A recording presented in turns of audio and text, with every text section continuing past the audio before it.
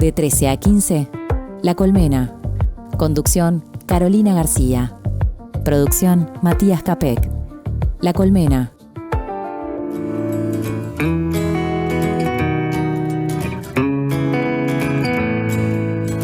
El amor es un sitio donde tu piel reposa, a medio ser apenas del niño y de la rosa.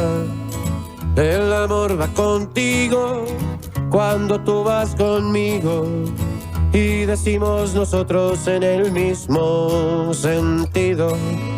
El amor es el cauce de un río compartido, cruza muchos paisajes pero es el mismo río.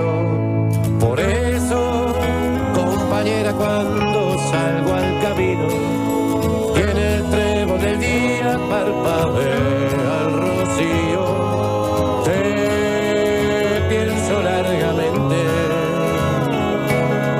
te nombro despacito y es como si de pronto me nombraras. Bueno, pasan 8 minutos de las 13 horas, estamos escuchando a Alejandro Balvis para comenzar esta colmena de día martes 28 de abril. ¿Cómo estás, Mati? Bienvenido. ¿Cómo estás, Caro? Contento, como siempre, de este espacio que hoy tiene mucha información, viene cargado de mucha reflexión, de muchos temas, algunos que está bueno poner sobre la mesa por la parte positiva y otros no tanto, y ahí es donde está el problema, ¿no? Sí, estamos viviendo un día movido, conmovedor, impactante, ¿no? En especial por lo que ocurrió anoche con este nuevo crimen hacia un niño, un bebé de 1 año y medio, un hecho que ocurrió en Colón, en medio, todo indica que es en medio, obviamente, de una violencia de bandas criminales. Sí. La violencia la balacera fue directamente hacia el padre de esta criatura, de un hombre de 24 años. Fueron 6 disparos directos hacia él que estaba dentro de un vehículo, pero hubo alguna bala o algunos de los disparos que dieron en la cabeza de un bebé de 1 año y medio que estaba en ese vehículo. Y bueno, esto nos interpela nuevamente en un día que ya teníamos pensado, sí, Matías, hablar sobre el tema de las infancias, porque el fin de semana ocurrió también un encuentro de diversas organizaciones que de alguna manera están tratando de poner a las infancias y adolescencias en el foco de la emergencia nacional. Claro. Por estos hechos que estamos contando hoy, que estamos viviendo hoy, y también por los hechos que se vienen acumulando, ¿no? Porque también ayer hubo cifras que dio CIPIAB acerca de el maltrato y la violencia que sufren niños, niñas y adolescentes. Claro, porque si bien estos hechos son los que más impactan porque se trata de una vida, en este reporte de CIPIAB se habla de un promedio de 25 situaciones diarias de violencia hacia niños, niñas y adolescentes, lo que habla también de un proceso sostenido de infancias, claro, que crecen en un contexto y que después se forman adultos con muchas heridas, ¿no? Y eso se traduce después en una sociedad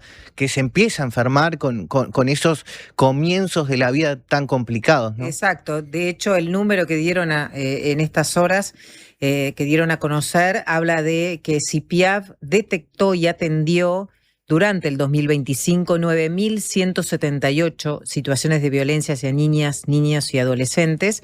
Como vos decías, un promedio de 25 casos por día. De ese total, 2.536 representan nuevas situaciones. Pero si tenemos que marcar también los datos de los crímenes hacia niños, niñas y adolescentes, también la cifra realmente es impactante. 2025 fueron más de 70 casos de niños muertos y heridos en medio de estas balaceras, tiroteos que se dan en el marco de la violencia urbana que se vive en Montevideo en particular, pero también en otras zonas del país sin duda. Y en lo que va del año 2026 hubo 5 asesinatos de bebés o niños y niñas. Sí, yo lo veía en el estado de la propia Paula Baliato, que vamos a hablar en algunos minutos, que ella mostraba un poco ese recuento de los primeros meses del año, una situación que es grave, ¿no? Y que hace a contextos de violencia intrafamiliar, pero también de violencia social, de focos de violencia en determinados puntos de la ciudad que en este tipo de ataques que se dan, como fue el sucedido ayer, terminan cobrándose la vida de un bebé en este caso. Y esto de alguna forma también va a tener su tiempo de análisis, su relato, digamos, en un espacio que nos trae Emilia Díaz, que tampoco estaba de alguna manera concertado en términos de porque ahora se da como un hecho coincidente, como algo que coincide, y es que va a hablar de las masculinidades. Hace tiempo que estábamos con Emilia queriendo hablar de las masculinidades, de la forma en la que se hacen los varones, ¿no? Desde el punto de vista cultural, de estos mandatos hegemónicos que colocan a los varones en determinado lugar, de esta división sexual histórica. Muchas veces hablamos de las mujeres y del lugar en el que están las mujeres desde el punto de vista también de esta construcción cultural.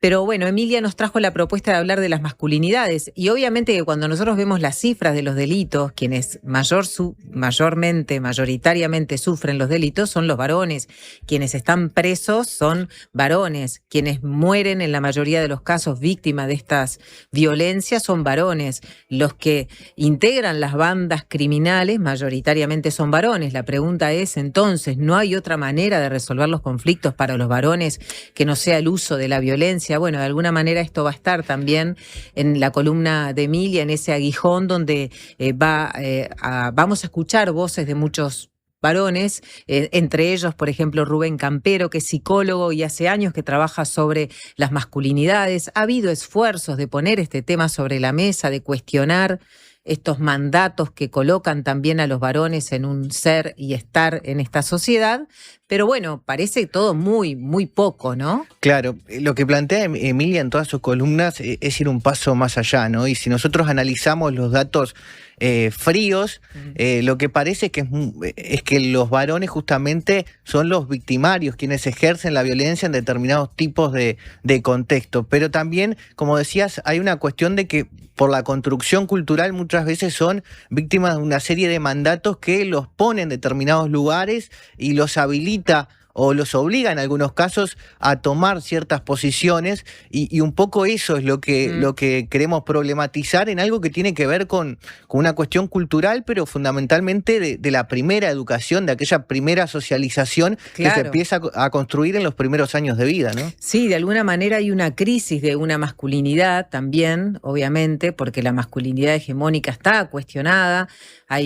Muchos hablan de que no saben mucho cómo pararse en esta nueva realidad social, pero también hay una crisis porque ese mandato que vos decías, ¿no? Esa socialización también está cuestionada porque la mayoría de los varones no pueden alcanzar los lugares que de alguna forma aparecen como ideales, ¿no? O sea, esta cuestión del poder masculino, de la fuerza, de la inteligencia superior, de ser capaces de proteger y cuidar a sus familias, del hombre proveedor. El hombre proveedor ya no existe porque obviamente la crisis estructural, social, económica que vivimos hace que tampoco pueda estar en ese lugar. Entonces también todo esto habla de la crisis de la masculinidad, ¿no? Sí, si nos sentamos a pensar, esto se reafirma en distintos espacios porque está en todos lados, ¿no? Está en el deporte, está en el trabajo, hay diferentes espacios. Y también en ese sentido, también muchas veces se reafirma el rol y los nuevos roles de la mujer, y un poco en esa línea va otro de los temas que vamos a poner sobre la mesa, ¿no? Con este documental que se va a presentar próximamente, Mamá está acá. Exactamente, también de alguna manera vamos a girar en torno a temas que se cruzan. Mamá está acá es un documental divino, maravilloso, se los recomiendo, se estrena el 30 de abril, es un documental uruguayo que sigue a 4 mujeres artistas mientras crean una obra de teatro y al mismo tiempo atraviesan diferentes experiencias de maternidad. Se trata de eso, de ver la maternidad por fuera de esa foto también, de la foto patriarcal, heterosexual, hegemónica. Disculpen todos estos adjetivos, pero en realidad es una manera de ver cómo construimos diferentes maternidades, de cómo la maternidad también es soledad, es dolor, es desafío y es amor incondicional, ¿no? Y cómo ese amor incondicional a veces se construye desde el dolor, desde los vacíos, la resistencia, el coraje, en fin, sacar un poco la romantización de la maternidad. Creo que esa es un poco la intención de Claudia Bend y Adriana Loef, que dirigieron también otras películas juntas y que ahora entonces están presentando Mamá está acá, y este documental entonces película que se estrena el 30 de abril. Vamos a tener a las directoras aquí en La Colmena para hablar sobre la intención, sobre este proyecto, por qué quisieron contar esta historia. La verdad que les digo, vale la pena, tengan en cuenta, háganse el regalo de ir a ver Mamá está acá, porque es una forma muy luminosa de justamente de reconocer las diferentes maternidades, de reconocernos como mujeres. Es muy hermosa. Sí, yo no lo vi todavía, pero por el tráiler que lo vamos a compartir, ¿gustó? cuenta mucho, es un documental que cuenta mucho y está bueno darle este contexto aquí en La Colmena para prepararnos para esa visualización. Muy bien, vamos a hacer la pausa, ¿les parece? Queremos tener los mensajes de ustedes, ¿no? También de los varones, con todo esto que hablamos, ¿qué les parece? ¿Qué sienten? ¿Qué sienten cuando pasan estas cosas, cuando se dan los crímenes contra las mujeres, pero también cuando los varones, los hombres terminan dirimiendo o creen que dirimen un conflicto a través de disparos, de homicidios, de violencia? 099-891-888 para los que no tienen todavía anotado el teléfono de La Colmena, y queremos entonces recibir los mensajes para sumar la conversación y la mirada de todos ustedes esta tarde. El mismo río, por eso. Homeopatía Olivencia. Idóneos en elaboración de fórmulas homeopáticas y florales. Logra el bienestar físico y emocional de forma natural. Olivencia te escucha. Comunicate al 099-471074 o visita nuestra web olivencia.com.uy. El Alemán al Auditorio del Sodre. Último disco de Gerardo Dorado, El Alemán. Yo, ¿quién sería? ¿Cuál es la pintura que te esconde? El Alemán. 3 de junio, Auditorio del Sodre. Entradas en Ticantel. Algo cambiará. Edita Montevideo Music Group. Buen día, acá Leo desde Colonia, los escucho siempre desde el laburo, gracias por la compañía todas las mañanas, y aprovecho a mandarle un saludo a mi mejor amiga Belu, que estoy esperando que me venda el Swift. Dale, Belu, dale. Cuando compras un Suzuki 0 kilómetro, los futuros compradores vienen incluidos. Lleva el tuyo vos también y asegurate la reventa. Visítanos en suzuki.com.uy o en cualquier concesionario del país. Suzuki te entiende.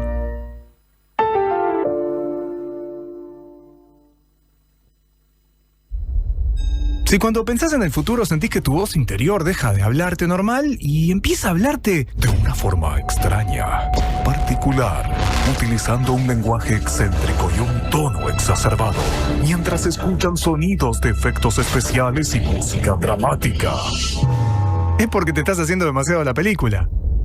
La mejor forma de prepararte para el futuro es con Ahorro Más Vida de Banco de Seguros del Estado. Consulta con tu asesor de confianza en nuestras oficinas o en bse.com.uy.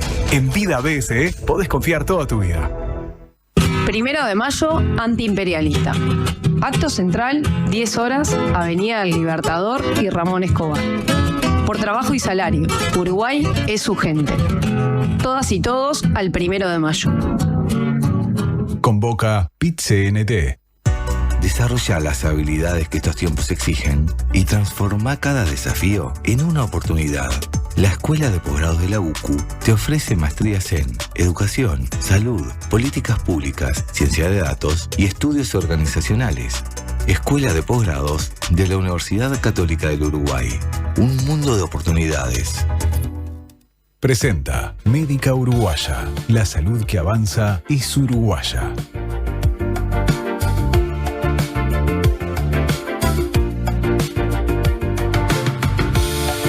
Y faltan 9 minutos para las 13:30. Ya estamos en comunicación con Paula Baleato, es socióloga, referente de la plataforma Infancias y Adolescencias PIAS, que ha seguido esta plataforma en particular muy de cerca los casos de niños y niñas víctimas de balaceras.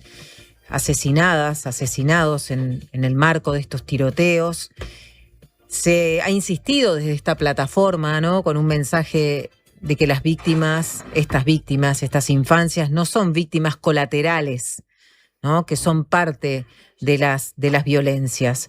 PIAS es una de las organizaciones que en una actividad realizada el pasado sábado decidió conformar un frente social para enfrentar la violencia a las infancias y adolescencias.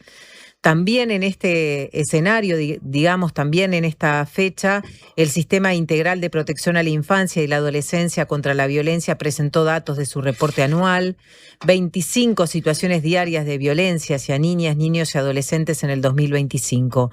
Con este panorama queremos recibir a Paula Baliato para conocer, en primer lugar, su impresión acerca de lo que ocurrió anoche, esta nueva víctima, este bebé de 1 año y medio que fue asesinado entonces allí en Colón. Paula, bienvenida, muchas gracias por estos minutos. Hola, ¿qué tal? Buenas tardes, gracias a ustedes por el espacio.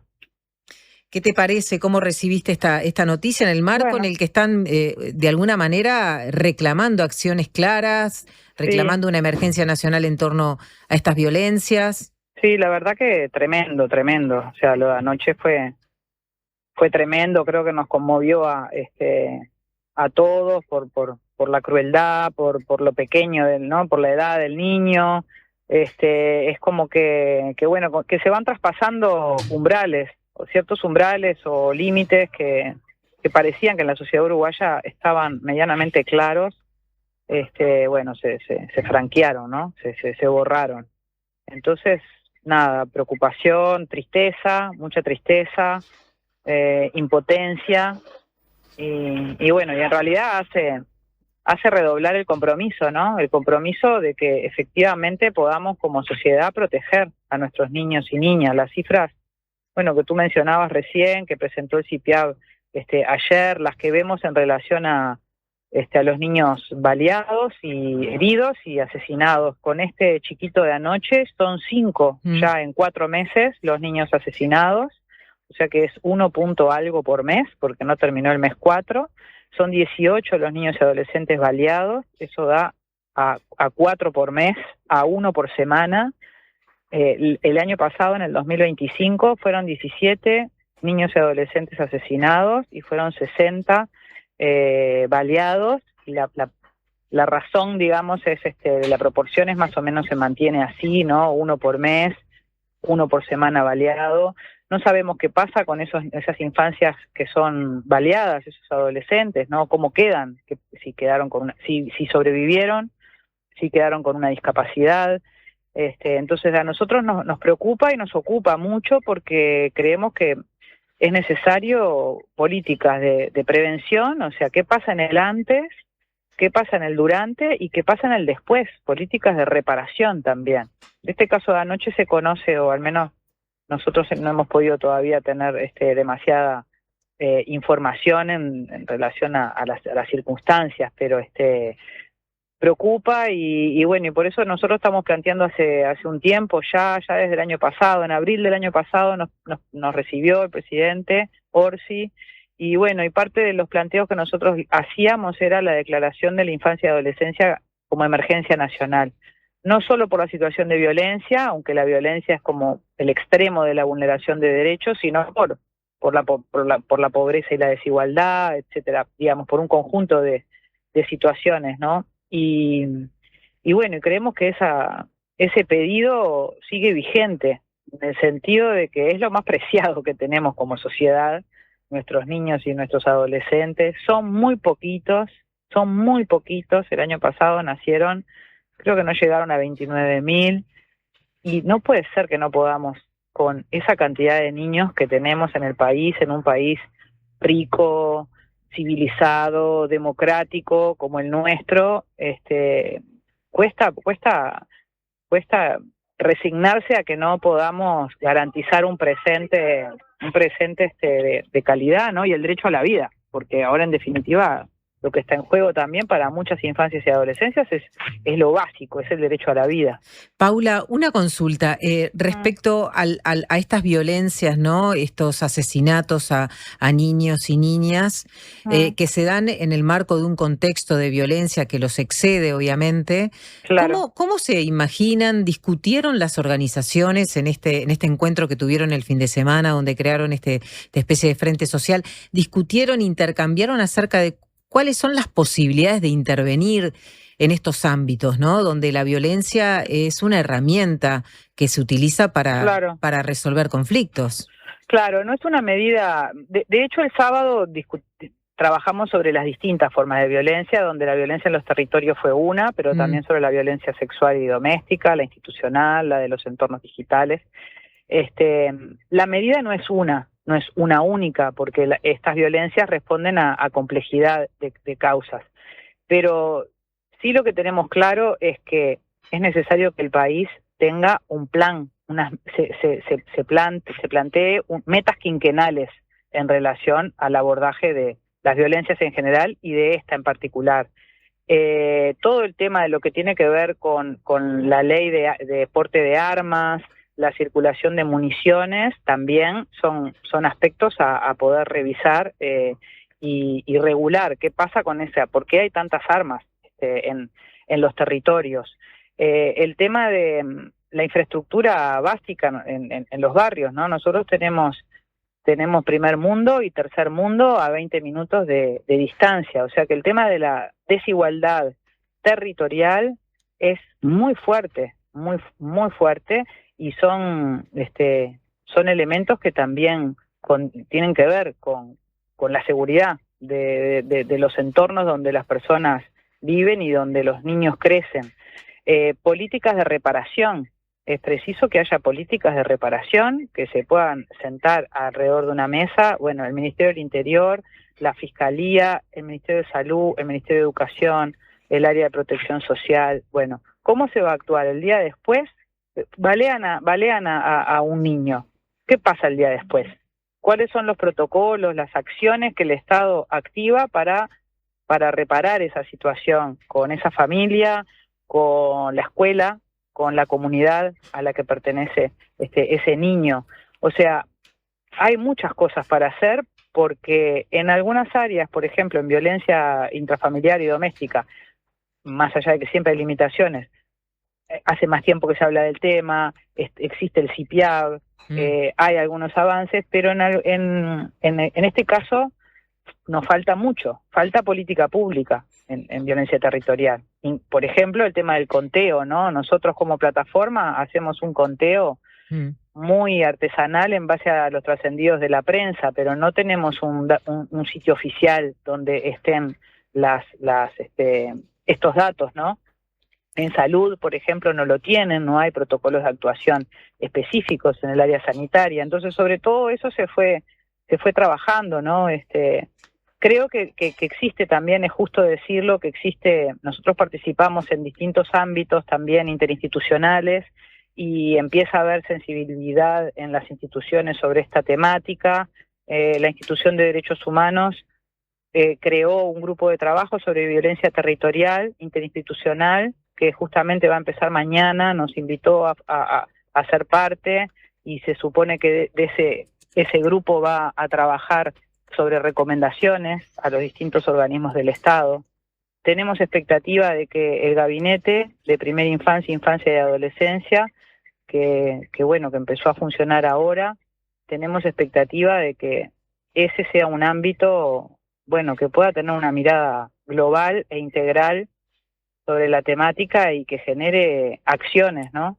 Porque se necesitan acciones. Acciones integrales, acciones coordinadas en territorio, llegada del Estado al territorio, que todavía no se ve. O sea, hay algunos actores del Estado que están en el territorio, pero hay otros que todavía no están demasiado, y es necesario que estén cerca de las familias. Y bueno, todo esto tiene que ver también con la informalidad, con las economías ilegales, ¿no? E ilegalizadas, con todo el mercado ilegalizado de las drogas. Entonces, son temas que son, o sea, afectan obviamente al sector más débil de la sociedad, como todo. Los más débiles son los que más padecen todo, y en nuestra sociedad los más débiles son las infancias y las adolescencias, que bueno, que no se bastan por sí mismos, que dependen de nosotros los adultos en todo. Paula, ¿cómo estás? Te saluda Matías. Ustedes Hola, ¿qué tal? marcan hace tiempo un debe transversal en materia de protocolos, en materia de una institucionalidad articulada. Y en ese sentido te quería consultar, porque este fondo viene a este frente, perdón, viene a ocupar un espacio vacío en materia de una defensoría, de un comisionado, de propuestas que están sobre la mesa. Digo, más allá del trabajo de la sociedad civil, que es importantísimo, ¿hay un debe también en ese tipo de figuras para enfrentar este tipo de problemáticas? Sí, nosotros creemos que el proyecto de ley del comisionado, así como la necesidad de la creación de una defensoría que puede ser algo similar, es re necesario, es muy necesario. Los niños y las familias tienen dificultad para acceder a la justicia. Todos los días se vulneran derechos, se violan derechos de niños, niñas y adolescentes. Muchas veces, lamentablemente, es el propio Estado el que vulnera derechos, y todas esas infancias quedan sin garantías, ¿no? O sea, además coincide digamos, se cruza ahí el tema de la edad, ¿no? De la infancia, pero también la condición socioeconómica, de pobreza. Entonces, tenemos un montón de personas con poco acceso a la justicia, ¿no? La justicia, es decir, a las garantías de derechos, a que efectivamente puedan haber garantías de derechos. Y pasa que, bueno, que claro, que se vulneran los derechos de los chiquilines en los ámbitos más cercanos, en los ámbitos que tienen que ser de cuidado, en la propia casa, en el propio barrio. Entonces, los lugares donde tradicionalmente las personas nos sentimos seguras, bueno, no estamos pudiendo garantizar esa seguridad, ¿no?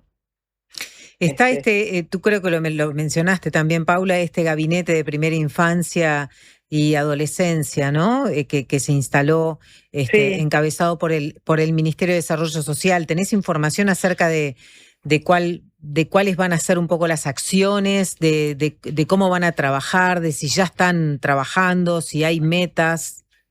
Bueno, lo que sabemos es que se instaló y que hubieron 2 reuniones, pero desconocemos el contenido de esas reuniones.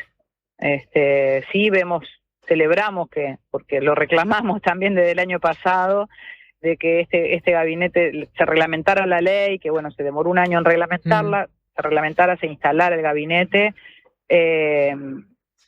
Nada, lo que queremos es que efectivamente empiece a trabajar, ¿no? O sea, nosotros necesitamos un plan nacional de infancia y adolescencia al 2030, establecer metas quinquenales en relación a las distintas áreas de derechos de las familias y de los niños, y bueno, ponerse a trabajar. Para la aplicación de políticas públicas, en este caso para la protección social de la infancia y la adolescencia, son necesarios fondos. Ustedes formaron parte de un diálogo social que ponía esa como una de las metas. ¿Se consiguió algo en ese sentido? ¿Esto se va a estar informando en las próximas horas? ¿Qué podés decir al respecto sobre ese proceso? Sí, no, o sea, fondos adicionales no, pero todo el tema del financiamiento, del sistema de protección estuvo arriba de la mesa. Igual hay que recordar que el diálogo social, bueno, abordó distintos temas en lo que tiene que ver con la seguridad económica de las infancias y adolescencias. Fue acotado a eso, ¿no? A trabajar más que nada el tema de las prestaciones. Y bueno, y en ese sentido no se comprometieron fondos adicionales, no están comprometidos fondos adicionales, pero sí la necesidad de aumentar las prestaciones, de unificarlas, o sea, un conjunto de medidas que las puedan hacer más efectivas, ¿no? Las prestaciones para nosotros son un elemento fundamental, fundamental para las familias. También toda la evidencia indica que las prestaciones no no sacan de la pobreza a las familias. En el momento en el país en el que hubo un descenso más abrupto de la pobreza infantil, en el Uruguay, eso tuvo que ver más que nada con el mercado de trabajo y con el trabajo de esos adultos, ¿no? Con la posibilidad de tener un empleo más que con las transferencias. Pero en los sectores sociales donde está la informalidad, ¿no? Y donde no hay un trabajo estable, ni ingresos estables, las transferencias operan como estabilizadores, garantizan aunque sea un mínimo, estamos hablando de muy poco dinero, ¿no? Y estamos hablando de garantizar necesidades muy básicas, muy básicas, ¿no? Paula, tú haces referencia a la propuesta del documento final del diálogo social que incluye la eliminación de las contraprestaciones y condicionantes, también, ¿no? Para las asignaciones familiares. Sí. Hoy Misraji estuvo aquí en la mañana de la diaria y estuvo precisamente hablando de esto. Reconoció que el objetivo de esta herramienta es que los jóvenes ingresen a los centros educativos, pero que lo que se ha comprobado es que con sacarle la prestación a la familia, lo único que hace es aumentar la pobreza. O sea, esto creo que hay una coincidencia en la sociedad civil con esta mirada, ¿no? Totalmente, porque el objetivo de las prestaciones no es la asistencia al centro educativo. Y si no está bien que lo sea, no está bien la herramienta. El objetivo de las prestaciones es que las personas puedan comer. Estamos hablando de necesidades básicas, del derecho a la vida, digamos, a tener una alimentación.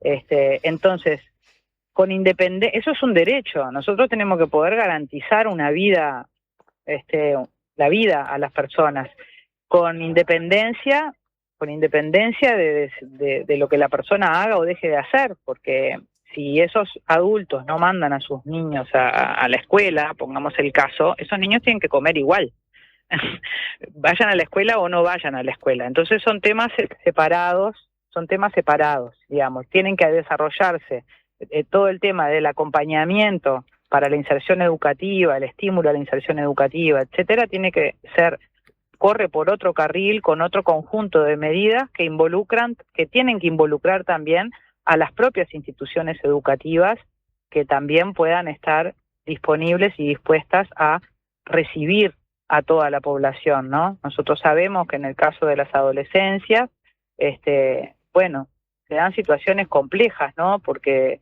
las problemáticas son complejas, hay muchos adolescentes que tienen prohibido el ingreso a muchos establecimientos educativos. ¿Prohibido el ingreso por un tema de qué tipo? Y bueno, por temas de conducta, por temas de conducta, de inadecuación en la conducta, porque también en los centros educativos contamos con pocos equipos psicosociales como para poder abordar las complejidades que llegan desde la realidad a la institución educativa, ¿verdad? Y de esa manera, claro, no acceden tampoco a las prestaciones de alimentación, al comedor, Totalmente, también, claro. Entonces quedan las redes que operan en algunos barrios de Montevideo y de otras partes del país, las redes de contención y de protección son las redes ilegales, donde los chiquilines encuentran un sentido, una identidad, una protección afectiva y una satisfacción también a necesidades materiales. Entonces es complicado eso, como Estado también es importante, pensar cómo podemos generar eso, un sistema de protección que efectivamente integre, proteja, resuelva las cuestiones tanto materiales como más identitarias, ¿no? Pero eso lo vemos todos los días, lamentablemente en los barrios, como estas redes operan de protección, protección para muchos chiquilines. Entonces creo que hay que comprender también ese fenómeno para saber cómo enfrentarlo. Paula Baliato, muchas gracias por estos minutos. Seguramente vamos a seguir conversando sobre esto, sin lugar a dudas, esperando también un poco otros avances por otros frentes, ¿no? De la institucionalidad, este trabajo de la Institución Nacional de Derechos Humanos también que nos mencionabas. Estaremos siguiendo un poco estos pasos. Muchas gracias por estos minutos. Bueno, muchas gracias a ustedes. Gracias. Gracias. Hacemos la pausa, Matías, ¿te parece? Ya están las directoras del documental Mamá está acá. Vamos a hablar entonces de estas maternidades que ellas quisieron contarnos a través de la película que se estrena el 30 de abril. Ya venimos.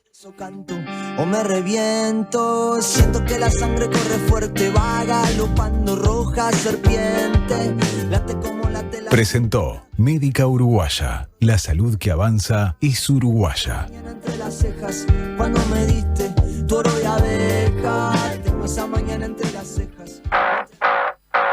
Una tele dale, un parlante dale, cafetera dale, canjeala con dale. Llegó Dale, el nuevo programa de puntos de ANDA. Ahora, cada vez que usás cualquiera de nuestros servicios, sumás puntos para canjear por lo que quieras en nuestra tienda online. Dale, disfruta de Dale ANDA. Conoce más en anda.com.uy. Pruebas y condiciones en anda.com.uy. ¿Qué es mejor? ¿La hamburguesa o el choripán? ¿La Rambla o el parque? Nosotros no sabemos. Lo que sí sabemos es que para cobrar tu sueldo, mejor en tu banco. Es mejor porque abrís tu cuenta 100% online y porque tenés la nueva tarjeta internacional Bro Recompensa Mastercard Débito. También es mejor porque tenés adelanto de sueldo sin intereses. Y es mejor porque tenés la seguridad y confianza de siempre en el banco de siempre. Abrí tu cuenta sueldo a través de eBrow. Te lo repito, tu sueldo mejor en tu banco. Banco República, nuestro banco país. Infórmese sobre la garantía de depósitos en su institución de intermediación financiera o en www.copap.org.uy o vía infocopap@copap.org.uy. Hay canciones que no se escuchan, suenan dentro. Nacho Vegas vuelve a Montevideo, una de las voces más respetadas de la canción en español. Regresa para presentar su nuevo disco, Vidas Semipreciosas. 5 de mayo, Montevideo Music Box. Entradas en Red Tickets. Produce Factory. Hola, ¿estás escuchando Diversidad de Opiniones? ¿Estás bien? Estás en la Diaria Radio 97.9.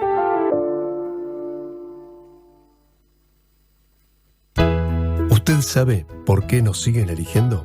Porque somos credibilidad, confianza, contención y compañía calificada.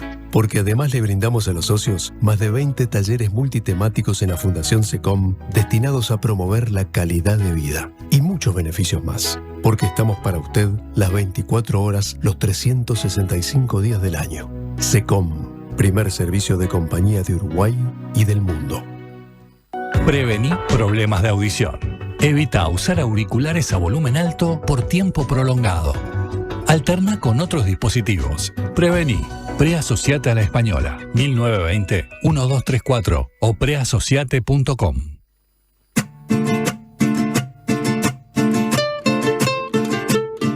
Presenta A Todo Color Pinturas. Grandes marcas para grandes obras.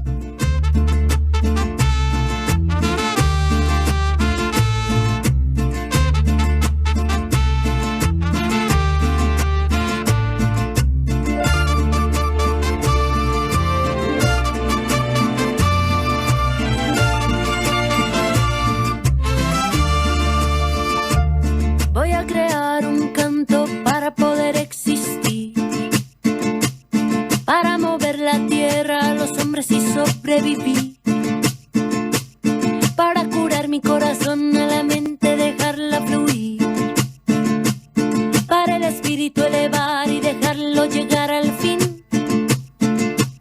Yo no nací sin causa, yo no nací sin fe.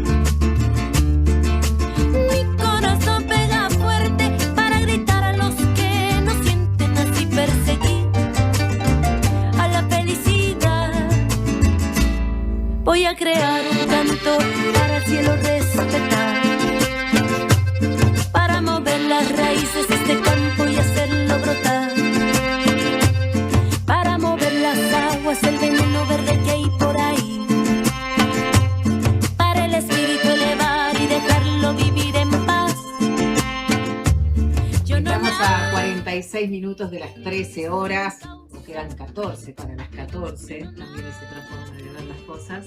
Y ya tenemos aquí en la mesa, pero queremos darle una pequeña pausa a las directoras de la película Mamá está acá, Claudia Bent y Adriana Loef. Esta película que ya estuvimos adelantando, que recorre 4 maternidades, el amor incondicional y también el vínculo entre estas 4 mujeres. Es el proceso de alguna manera de crear juntas una obra que encuentra estas maternidades se encuentran en otro proceso creativo, en otro proceso de gestación. Es increíble lo que pasa y ya nos van a contar las directoras. Es el proceso de creación de una obra de teatro y estas 4 artistas entonces lo que hacen es abrir las puertas de una intimidad, ¿no? Y eso también es como un gran valor de la película porque vemos la intimidad de este proceso de maternidad, que son maternidades diferentes, como decíamos, la experiencia de adopción de una madre sola, el nacimiento del primer bebé de 2 mamás, la dura batalla por la vida de un hijo en peligro. Antes de conversar con ellas, queremos escuchar juntas el tráiler de esta película, Mamá está acá, esta película cuyas protagonistas son Dana Lieberman, Jimena Márquez, María Luz Viera y Paula Villalba.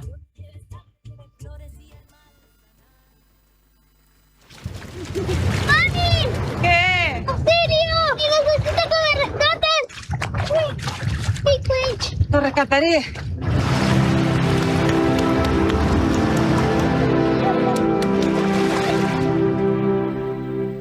Siempre supe que iba a ser mamá, era como una cosa, una certeza así.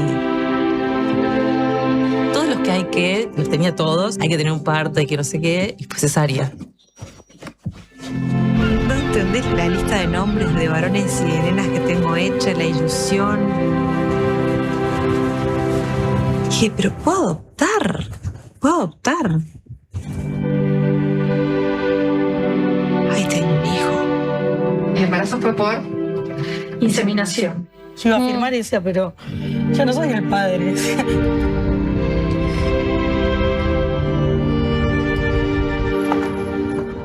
En el momento del nacimiento, no.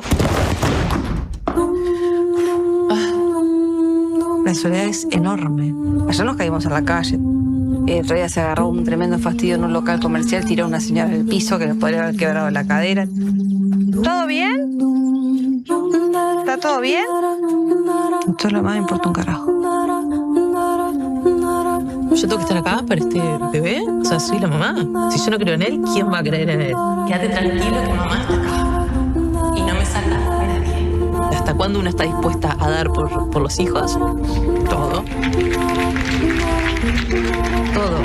Sí. Estamos vivas.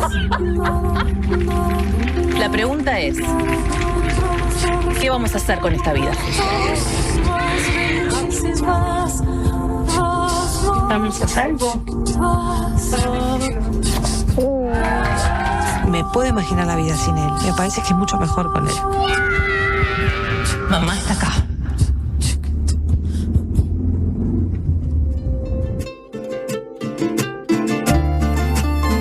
Bueno, es una película que conmueve muchísimo. ¿Qué vamos a hacer con esta vida?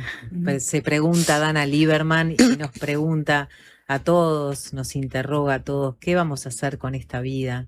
Inmediatamente de esa pregunta, para quienes no están viendo por streaming, aparece la niña recién nacida de Jimena y María Luz, ¿no? ¿Qué vamos a hacer con esta vida que nació, pero qué vamos a hacer con esta vida que nos toca también, ¿no? Es como una pregunta que invita a pensar desde tantas perspectivas. Muchas gracias, Claudia Bent y Adriana Loef, por acompañarnos, por traer esta película Mamá está acá.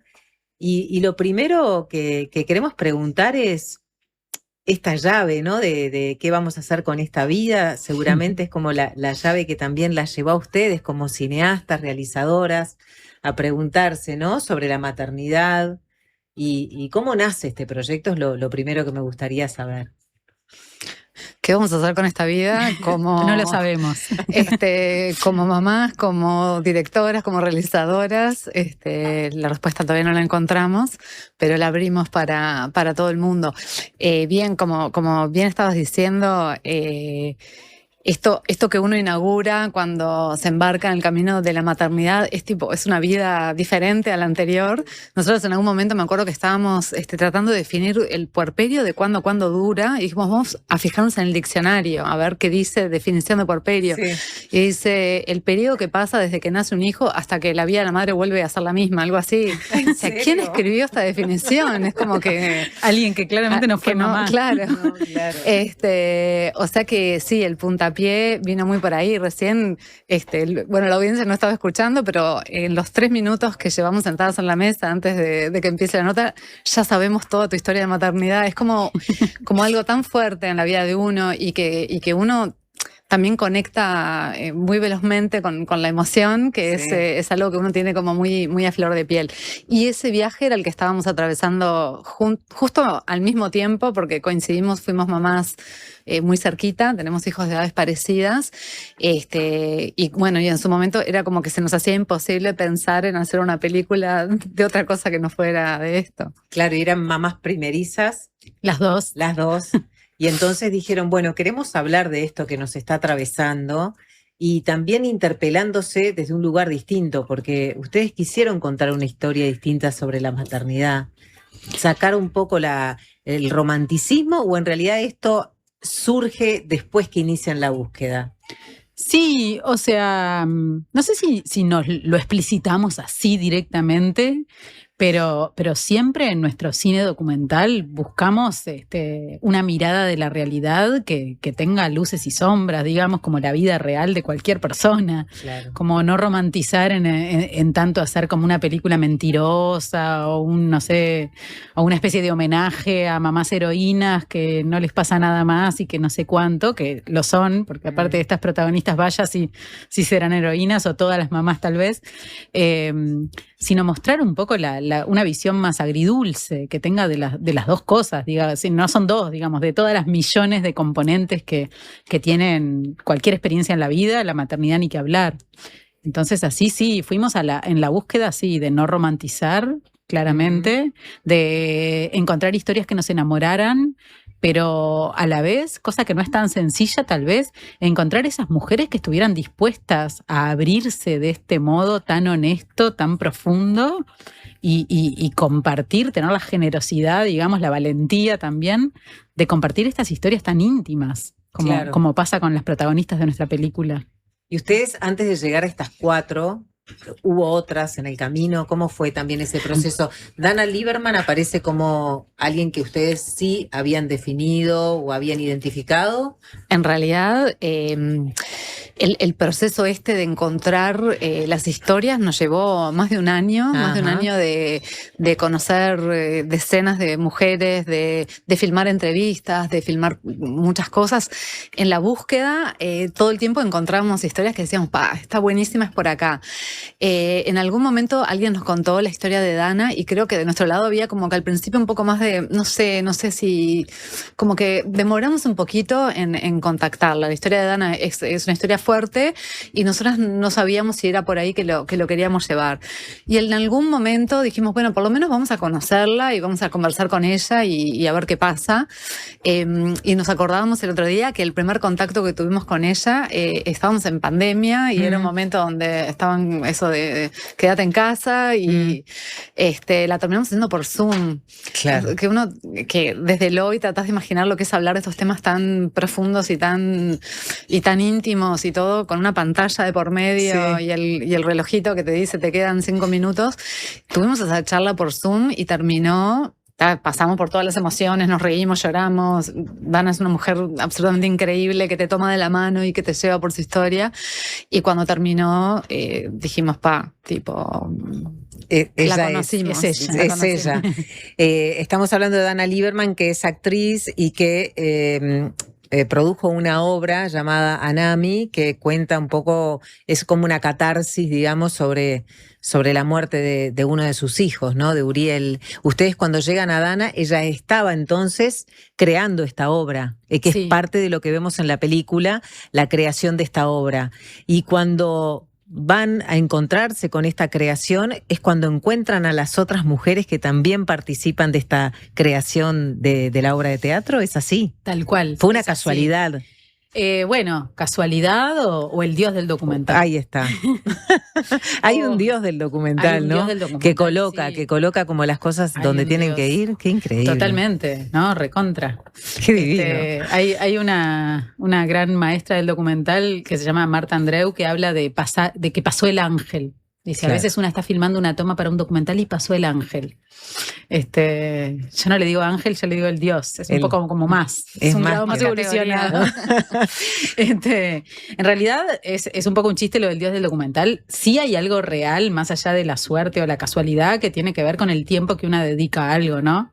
Yo creo que también son procesos muy largos y no porque sí, ni digamos, son procesos de investigación y de búsqueda, claro. que es probablemente si una presta mucha atención a algo y se embarca en una investigación tan profunda que le dedica tanto tiempo, va a encontrar algo increíble, porque la realidad que nos rodea es increíble en sí misma y todas las historias de todas las personas en realidad tienen una Claro. cosa maravillosa, a veces no tan en la superficie, a veces un poquito más al fondo. Pero sí, se nos aparecieron este equipo de mujeres, este grupo de mujeres. Empezamos a filmar a Dana y los ensayos de esa obra de teatro y resultó que las directoras de la obra de teatro, pareja y embarazadas esperando tener su primera bebé, y la diseñadora de vestuario de la obra de teatro, madre adoptiva que adoptó sola, monoparental, a un niño. Entonces nos parecía como increíble. Increíble. Unas mujeres impresionantes, como mujeres, como personas y como personajes. Y como creadoras, Y y como sí, creadoras, mujeres destacadas en el artistas. ámbito artístico, claro. Sí, Y artistas. cada una con una historia, una más espectacular que la otra, digamos, y todas unidas. Eso, ¿no? Porque también está esto, la intimidad digamos, de la vida individual, del proceso de la maternidad, pero también lo que se comparte en este grupo, en esta red. Eso fue algo muy significativo, ¿no? Sí, también fue algo como buscado. Contamos que nosotras también teníamos una fantasía de hacer una película sobre el tema de la amistad. Y encontramos en esta película, donde salimos a conocer historias de maternidad, un grupo de amigas que se apoyan, que se tiran para adelante, que cada cual termina de contar su historia y de repente vuelve al teatro y tiene un abrazo y que se ríen y que tienen chistes internos, y nos encantó que la película también retratara eso, ¿no? La amistad entre un grupo de mujeres. Vamos a hacer la pausa y a la vuelta seguimos conversando entonces sobre este documental Mamá está acá, que se estrena el 30 de abril. Enseguida venimos.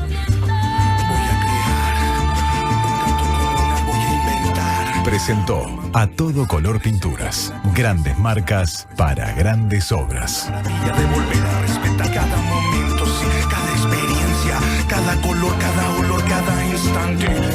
Tenemos una buena noticia. Si tu cédula termina en 4, podés afiliarte a Médica Uruguaya a través de FONASA. Elegir Médica Uruguaya es optar por un sistema de salud que evoluciona con tecnología y un equipo médico de primer nivel comprometido con la salud de los uruguayos. La salud que avanza es uruguaya. Médica Uruguaya. Por más información, comunicate al 2487-4950. Las estafas digitales son cada vez más frecuentes y pueden ser difíciles de detectar porque parecen reales. Prende la lamparita. Desde UTE nunca vamos a pedir contraseñas, códigos o números de tarjeta. Si te llaman, escriben o mandan links dudosos, corta, no sigas la corriente. Verificá siempre a través de los canales oficiales. Informate más en ute.com.uy. La salud visual es un derecho. En Óptica Guzmán te ofrecemos precios populares y productos de calidad. Tenemos descuentos para afiliados a todos los sindicatos. Seguinos en Guzmán Óptica. Visítanos en Colonia 1457 bis, casi Barrio Zamorín, en la parada del ómnibus. Óptica Guzmán. Vení a ver. Hola, ¿estás pensando en el mundo? Estás bien. Estás en la Diaria Radio 97.9.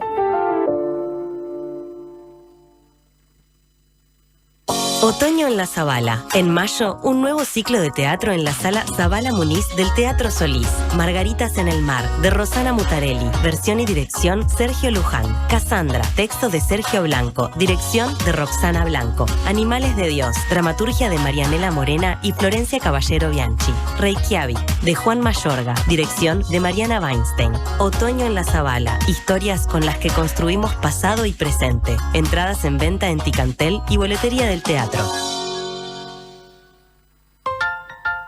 Cuando necesites pinturas, materiales, accesorios, insumos para sanitaria y construcción, pensá en A Todo Color. 5 sucursales en Montevideo, Maldonado, Minas y San José. Además, envíos a todo el Uruguay. En pinturas, sanitaria y construcción, todo lo que necesites está en A Todo Color. atodocolor.com.uy. ¿Sabías que en Uruguay hay más de 500 especies de aves? Podés encontrarlas todas en la Guía de Aves del Uruguay de Gabriel Rocha, un libro que incluye fotografías y códigos QR con videos y cantos de cada especie para conocerlas en profundidad. Pedí Aves del Uruguay en todas las librerías. Ediciones de la Banda Oriental, Territorio de Libros.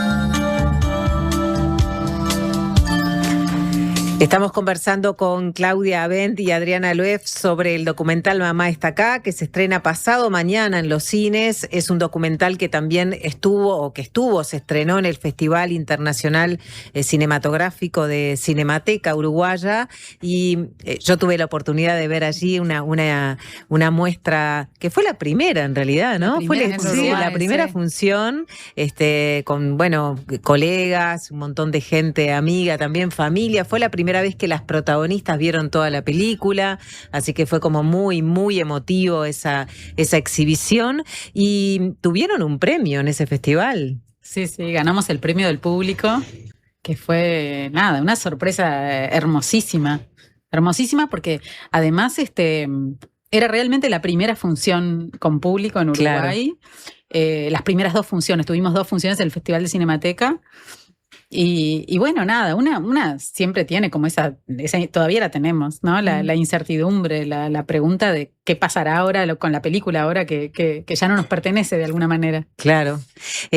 Recordar a la audiencia que ustedes dos dirigieron también Hit en el 2008, que batió récords de taquilla en Uruguay, La Flor de la Vida en el 2017, que tuvo su estreno mundial en el International Documentary Film Festival de Ámsterdam, que también con reconocimiento de premios internacionales. Y bueno, ustedes están dedicadas a este trabajo, ¿no? del documental, y de hecho también son docentes, ¿no? En diferentes universidades, porque para situar también a las personas un poco sobre la historia de ustedes, Hit es algo que fue muy, muy visto, batió récord de taquilla en Uruguay, así que también es una forma de alguna manera de reconocerlas. Estamos hablando de esta maternidad entonces diferente que dialoga a lo largo de la película a través de estas 4 mujeres. Ustedes realmente tuvieron que hacer un trabajo como de ganarse la confianza, porque se meten en lugares de realmente intimidad, con mucha emoción, pero también con mucho humor. Eso es algo que se lo permitieron, que surgió, que querían que así fuera. Siempre el tema de la confianza, ¿no? De cómo se consigue. Hay como una fantasía que uno filma un documental y pone una cámara y le dice a la gente, ¿ustedes se dan de cuenta que la cámara no está? Cuando en realidad lo único importante que le está pasando a la persona es que hay una cámara al lado. Entonces es evidente que no funciona así. Yo creo que hay como un camino recorrido juntos. O sea, por un lado, el camino nuestro de ir de a poquito conociéndolas y de a poquito entrando en confianza, y por otro lado, que ellas también tuvieron apertura. Nosotros no hacemos un cine documental donde nos impongamos, donde insistamos, donde en general tiene que haber una predisposición positiva a participar. Y después sí, es un camino de conocernos.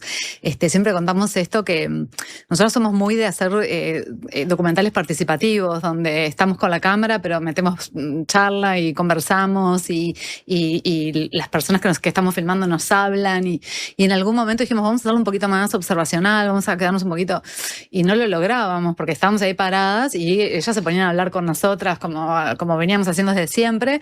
Y me acuerdo que en un momento yo dije, bueno, voy a evitar contacto visual para que no tengan la tentación de mirarme y hablarme. Entonces yo hacía así, Jimena Márquez seguía hablándome, entonces yo me iba como escondiendo, terminé tipo escondida atrás de una planta y de repente Jimena está haciendo algo y me dice, ¿qué haces ahí escondida? Es como que no había forma de romper ese hilo, ¿no?, que teníamos nosotras con ellas. O sea, Claro. Es reflejo de lo que entiendo que vivimos. Y el día del estreno, que fue la primera vez que las escuché a ellas tomar el micrófono y hablar de su experiencia siendo filmadas, hablaban de esto, de cómo se sentían como muy en casa. Entonces entiendo que es algo de ida y vuelta, ¿no? Que Claro. Sí, no quiero como dar mucha información porque está precioso porque que las personas puedan ir descubriendo las historias de estas mujeres, pero de alguna forma también la elección o lo que pasó en esta cuestión del dios del documental es que tienen perfiles muy distintos también en cuanto a sus características como mujeres, ¿no? Sí, o sea, Jimena Márquez y María Luz son dos mujeres que de alguna manera lo que la película muestra es que viven como en una fiesta de humor y de complicidad. La filmamos en el momento más feliz de sus vidas. Claro, están en el momento más feliz de las vidas. Muy graciosas. Muy graciosas. Entonces, Dana también. Claro. Juegan mucho con el humor todo el tiempo. Sí, totalmente. Entonces, creo que está, me imagino el trabajo del guión también, ¿no? Porque hay que contar sobre el dolor, sobre los miedos, pero también sobre la alegría y la felicidad y el amor incondicional. Totalmente. Y eso es un trabajo de qué características. Es un trabajo hermosísimo. Ahora yo cuando Adri comentaba, me siguen viniendo imágenes. Es como que una filma y vive la vida con ellas de alguna manera. O sea, filmar cine documental de esta manera es compartir esos momentos tan íntimos y estar ahí. Entonces, de alguna manera, uno observa y entra en esos mundos y tratamos como de no interferir y de no existir un poco, como decía Adri, escondidita atrás de la planta. Pero no sé, yo me acuerdo del momento que estaban escuchando los latidos del corazón en la panza de Luz y Jimena, que es una escena que aparece en la película, que Jimena dice, como una tormenta suena. Y yo me acuerdo que me caían las lágrimas. Sí, claro. Porque estábamos filmando una película y estaba la vida ahí latiendo literalmente delante de la cámara y delante de nuestros ojos. También hay una cosa de la manera de ellas de mirar la vida y de mirar las cosas que le pasan que tienen que ver con esto, de no entregarse al dolor solo y no entregarse solo es como a todo, me entrego a todo. Y esta fortaleza, esta fe, esta confianza y... Sí, una todas como, todas como con un gran coraje, ¿no? Sí. Un gran coraje y una rebeldía a lo que les sucede, ¿no? Porque tienen que atravesar muchas tormentas, ¿no? Muchas barreras. Antes de despedirlas, quiero leer algo que casualmente encontré hoy, porque bueno, vieron que pasa esto de que las redes nos escuchan, ¿no? El dios del documental lo puso ante tus ojos. Es el dios del documental. El dios que del lo algoritmo. puso. Ahí está, y tengo que encontrarlo ahora porque se me fue, pero ahora lo encontré. Encontré en las redes sociales una frase, una idea sobre la maternidad, una idea sobre la maternidad que plantea Adrienne Rich, que es una feminista norteamericana que nació en 1920 y pico, también muy difusora de las identidades lésbicas, poeta. Y encontré esto que me parece que viene muy bien para de alguna manera cerrar y para esta película. La maternidad como institución ha sido diseñada para silenciar y controlar a las mujeres, pero la maternidad como experiencia puede ser fuente de poder, de creatividad. Nos enseñaron una maternidad hecha para obedecer, callar y sostenerlo todo, pero la experiencia de maternar también puede hacernos sentir inmensamente libres y poderosas. Ahí está una de las tensiones que Adrienne Rich puso sobre la mesa con tanta claridad. No es lo mismo la maternidad como institución que la maternidad como vivencia. Por eso nombrarla importa, porque no todo lo que se ha impuesto en su nombre nos representa, y porque revisar la maternidad también es revisar las estructuras que han intentado disciplinar nuestros cuerpos, nuestros tiempos y nuestras decisiones. Pensarlo de otra manera también es una forma de cambiarlo todo y de transformación. ¿En qué año escribió eso? Bueno, no sé, porque en realidad esto me apareció en las redes, pero ustedes pueden buscar a Adrienne Rich. Me apareció en la cuenta de Sororas o de sororidad. No estaba pensando que contabas que nació en los años 20 y yo digo, qué vigente lo que escribió. Y en realidad, bueno, hablando de que ella venía de una historia de difusión o de compromiso con las identidades lésbicas, es qué importante también ver la maternidad desde otra perspectiva, ¿no? Claro. Ahora, esta frase, pensar de otra manera la maternidad también es una forma de cambiarlo todo y de transformación. Y la pregunta va hacia ustedes. ¿Qué transformó en ustedes esta película como madres, como seres humanas? Bueno, no sé si tengo una respuesta concreta, pero sin duda que me transformó y que cada una de nuestras películas me transformó y me sigue transformando. Como que hacer este tipo de cine yo siento que es casi como una forma de vida, como una filosofía de vida.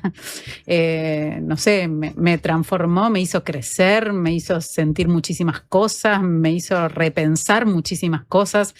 Yo me veo, siento que hay un espejo en la película con mi historia personal, más allá de las distancias, de que no tengo una historia como la de ellas así en apariencia, y sentimos que eso es un poco el poder del documental también, ¿no? Claro. Ver, visibilizar, pero también vivir, compartir estas historias de otras maternidades que resuenan en la historia de cualquiera al final. Y eso es transformador. Que siempre que vos tomás contacto profundo, por lo menos, con la historia de otra persona, siempre hay como un ida y vuelta, ¿no? Hay como una transformación adentro. Me encantaría decir algo más contundente, me hizo mejor persona. No podría afirmarlo, pero creo que sí, que conversar con gente te hace entrenar la empatía, que no es un reflejo tan automático, que es algo que hay que trabajar y que siempre nos falla. Y yo creo que sí, que seguro, pero me encantaría preguntarle así a cada persona que sale del cine, a ver si sale también un poquito transformada o viendo el mundo un poquito diferente. Sí. Y me encantaría creer que sí. Bueno, en ese estreno del Festival de Cinemateca, todos quienes participamos estábamos invitados a escribir en una hojita una idea, un sentir después de ver la película. Yo también lo hice. Y en realidad lo que más puse, no me acuerdo estrictamente, pero estuvo muy vinculado como a la fuerza del amor. Y el amor no desde un lugar así como romántico, sino desde el amor que brota desde lo más profundo a veces del dolor. Y creo que lo que vive Dana y lo que Dana nos muestra en ese documental tiene que ver un poco con eso, ¿no? Con el amor que a veces se encuentra en la oscuridad, en el dolor más profundo. Y bueno, creo que es súper luminosa la película en ese sentido, ¿no? De iluminar esos lugares que a veces son como muy, muy dolorosos. Así que está hecha la invitación. Que tengan éxito en la pantalla grande ahora en los cines. A partir del jueves, Mamá está acá. Gracias, Claudia, gracias, Adriana, entonces, por acompañarnos. Sí, gracias a vos. Ya está Emilia Díaz por ahí preparando el aguijón, sacando punta para poder hablar de masculinidades. Hay un montón de mensajes que a la vuelta de la pausa los leemos. Se viene el invierno y el Megal queremos hacértelo más liviano. ¿Sabías que en Uruguay se vende una garrafa fabricada en Noruega que pesa la mitad que las comunes? Mejora la vida de quienes tienen que cargar con ella. Es translúcida y se puede ver cuánto gas le queda. Está hecha con un material amigable con el medio ambiente. ¿Qué estás esperando para cambiar tu vieja y pesada garrafa por una garrafa liviana de Megal? Si estás escuchando esta radio, te la cambiamos sin costo. Llama ahora al 19220 y decí la palabra clave, La Diaria Radio. Megal, innovamos con energía. En El Círculo tenemos los mejores planes para vos y tu familia. Si tenés entre 1 y 20 años, podés afiliarte por tan solo 800 pesos al mes, con más beneficios gratis, el mejor servicio al menor precio y los menores tiempos de espera. Elegí cambiar ahora a la mutualista con el índice de satisfacción más alto y con la red de atención más grande del país, con 5 sanatorios y 50 policlínicos. Afiliate llamando al 1870 o en circulocatólico.com.uy. En El Círculo, estamos con vos. En Antel, el futuro lo hacemos junto a quienes impulsan el país. Por eso, acompañamos a las empresas con soluciones seguras en nuestro data center. Y también junto a quienes cuidan el planeta. Por eso, trabajamos en la recolección de residuos electrónicos. Porque el futuro se hace juntos. Antel, el futuro lo creamos juntos. Más voces, menos ruido. La Diaria Radio, 97.9. Todo empezó con una idea que Cecilia y Juan pensaron para su barrio. La presentaron al presupuesto participativo, la gente la votó y hoy la comunidad entera la disfruta. Ahora te toca a vos. Presenta tu propuesta hasta el 18 de mayo en montevideo.gov.uy o en los centros comunales. Con una idea podés cambiar tu barrio y la vida de mucha gente. Presupuesto Participativo 2026. Intendencia de Montevideo. Mi mamá siempre me dice, dale, prueba otra vez. Y tiene razón, al final siempre me sale. Su frase, dale que vas bien, no falla. No sé cómo hace, pero aunque tenga 1000 cosas, siempre está ahí para acompañarme. Porque ellas nos alientan a ser cada vez mejores. Este Día de la Madre en El Dorado, te ayudamos a demostrarle lo importante que es en tu vida. Vení a elegirle ese regalo que le dice cuánto la querés. Te esperamos con opciones que le van a encantar. Descuentos anda en categorías seleccionadas y precios especiales pro en productos destacados. El Dorado, siempre cerca, cada vez mejor.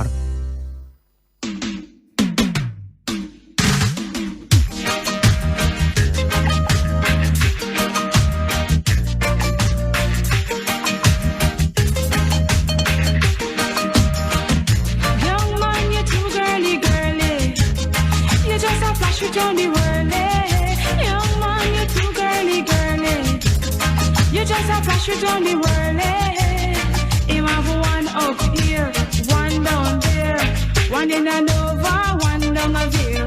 One she's a lawyer, one she's a doctor, one where they work with a little contractor. One down a east, one down a west, him have one up north and 2 down south. One a sell cigarette and me roundabout, Lord. Hey, young man, you too girly, girly. You just a flash it on the whirly. Young man, you too girly, girly. You just a flash it on the whirly. Him have wanna go to school, one fool. Fool him have one every time he say she think a she rude. One she a nurse, she say a she come first. The other night them going out, them pick a new purse. One a sell star, one work in a bar. A she can't smile when the two of them a star. One getty, one fretty, and it no drink no other milk. But Betty, you too girly, girly. You just a flash it on the whirly. Young man, you too girly, girly. You just a flash it on the whirly. You too girly, girly. You just a flash it on the whirly. Young man, you too girly, girly. You just a flash it on the whirly. Faltan 10 minutos para las 14:30. Estamos totalmente atravesados por la violencia en el fútbol, en la calle, en las casas. Se debe empezar desde la educación más básica con el tema. Estoy compartiendo mensajes que han llegado de todos ustedes, todas ustedes. Los varones no contribuimos en nada porque resolvemos los conflictos desde la violencia, porque fuimos formados así y está mal visto ser cagón. Gracias por el programa, por la radio. Nos saluda Gustavo desde San Jacinto. Ojalá el fin del capitalismo se lleve también el patriarcado. Es un sistema dual. Totalmente dual, una cosa con la otra. Y que el nuevo orden mundial sea con el feminismo, ya no como vanguardia, sino como statu quo, nos dicen. Bueno, la crisis es multicapas, la crisis masculina tiene muchísimas caras, nos dicen, en este caso Patricia de Piedra del Toro. No nos quedemos con la más estridente, que es la violencia extrema en determinadas capas sociales, y no cometamos el error de silenciar otras. Carolina y Matías, felicitaciones por vuestro espacio de La Colmena. Abrazo, recalco el clima y el tono del programa, además de un excelente maridaje periodístico. Mirá, me gustó. Muchísimas gracias. Beatriz también nos saluda y dice que le gustaría encontrar ese texto que leíste sobre la maternidad. Lo vamos a buscar, el texto de Adrian Rich. Capaz que Emi nos va a ayudar, que está acá pronta para el aguijón.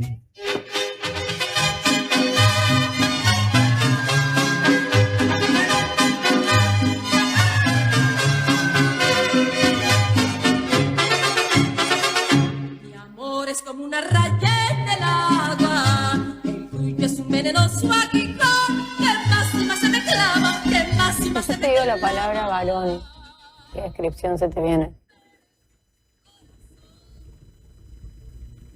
Un varón. ¿En qué sentido, no? No sé, está todo medio raro.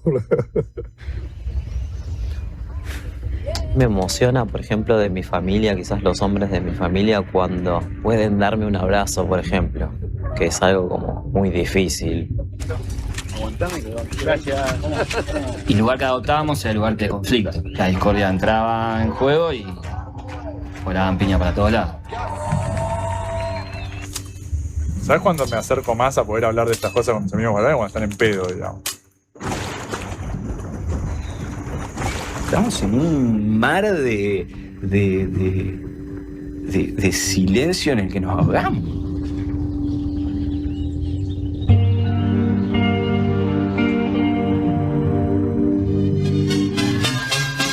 El silencio de los hombres, veíamos y escuchábamos, para los que no están viendo la parte del tráiler de la película, El silencio de los hombres, una película que se estrenó en el 2023, de Lucía Lubarsky, que explora un poco este mundo a partir de su experiencia como hermana de estos hombres a los que entrevista, y luego va buscando otras formas de ser varón y de sentirse varón, tratando de sacar esas capas de silencio que van tapando algunas cuestiones que no se permiten mostrar desde una masculinidad entendida como hegemónica.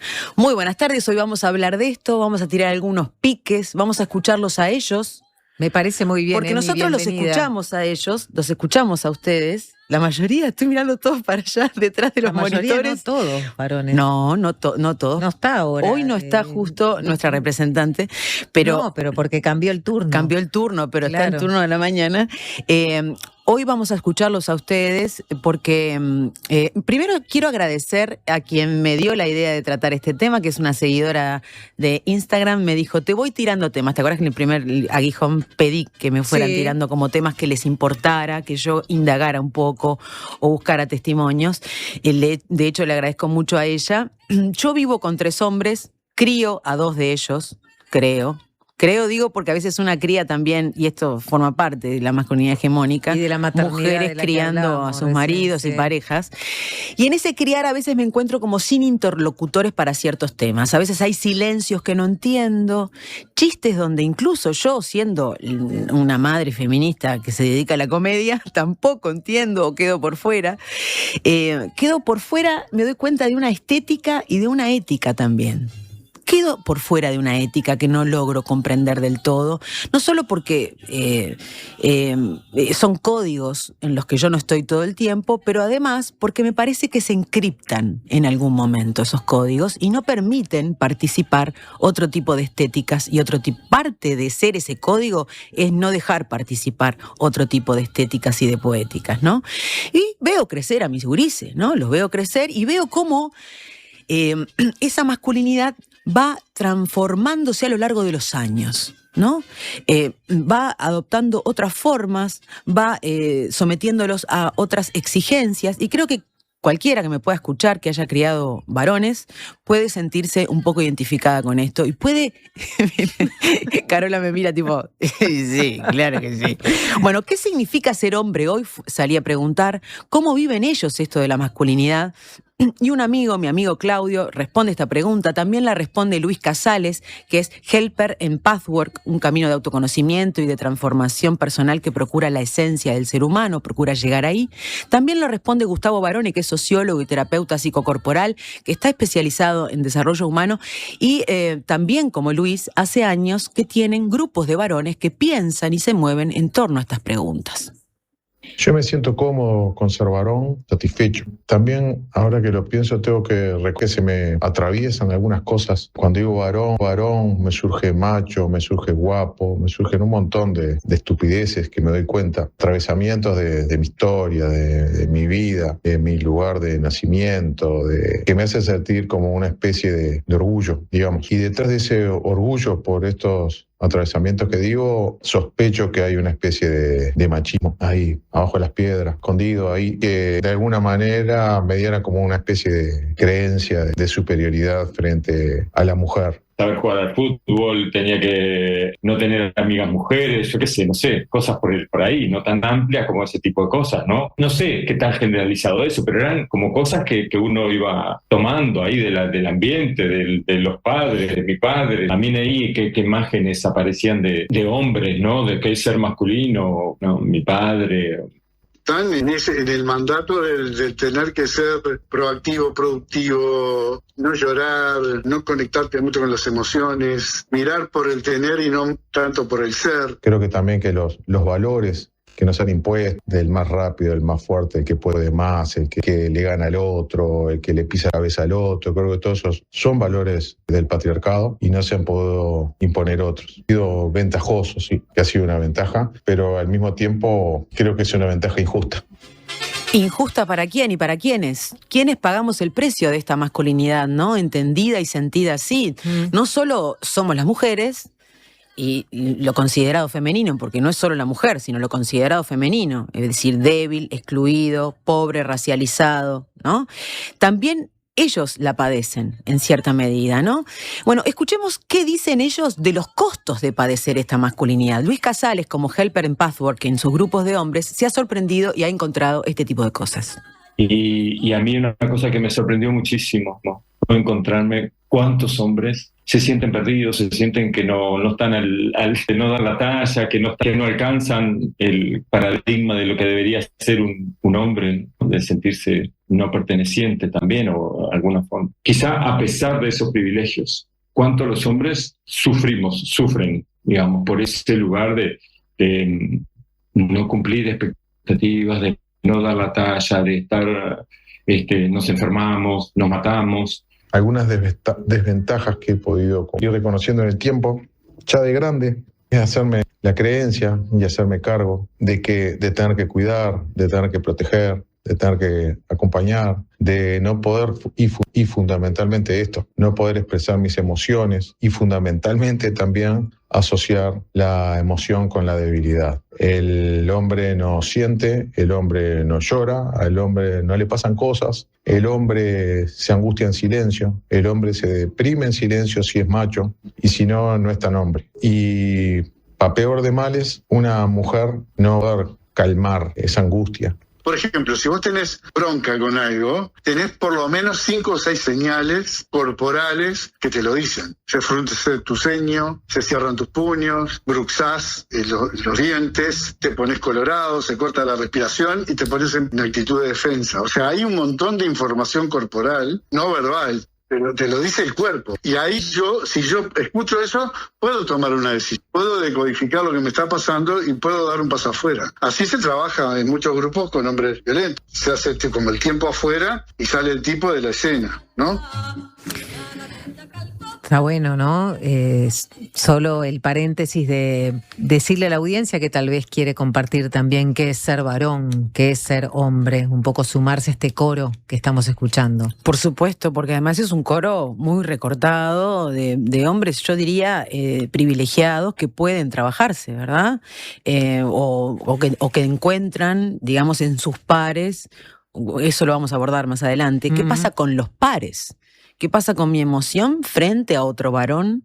¿Qué pasa cuando muestro mi emoción frente a otro varón, no? Porque parte de lo que conversábamos con ellos, o sea, bueno, yo también les pregunté, ¿qué esperan ustedes de nosotras?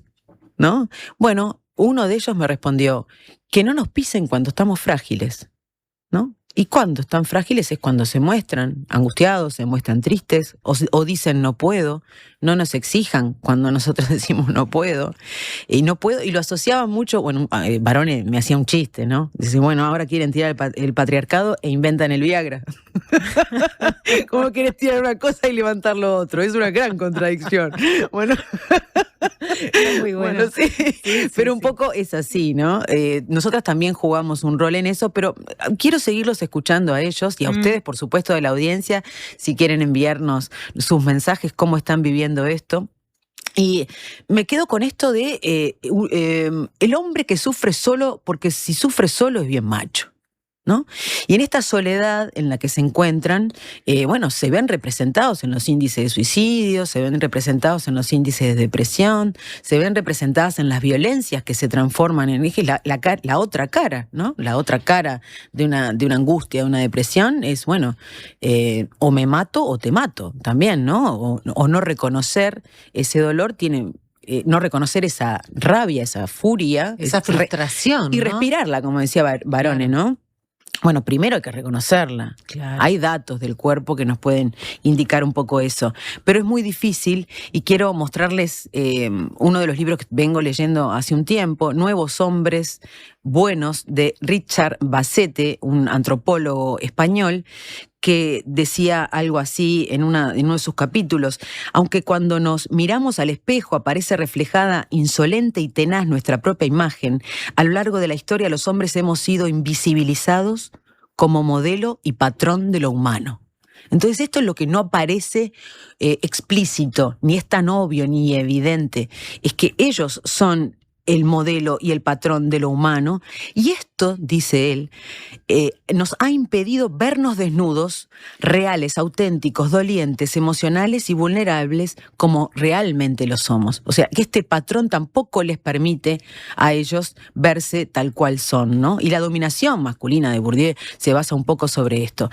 Entonces, ¿dónde están sus pares cuando ellos quieren estar desnudos, ¿no? Mostrando sus fragilidades? ¿Dónde están sus pares? Con mis amigos hablo poco. Hablamos superficialmente, sobrevolamos temas, pero que también suelen estar atravesados a veces por bromas, por ironías, que no dejan ir a la profundidad de la emoción.